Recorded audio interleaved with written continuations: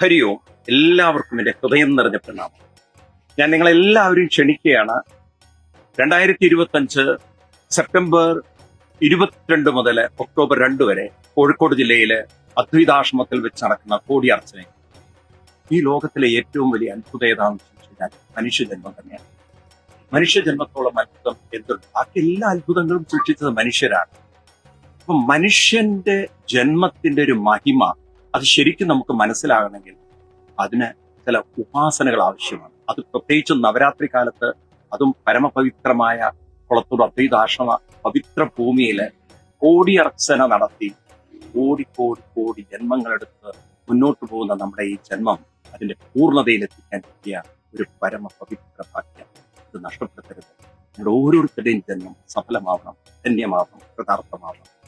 കോടി അർച്ചന കൊണ്ട് ജന്മം കോടി പുണ്യമുള്ളതായി അനുഗ്രഹം ഉണ്ടാവട്ടെ.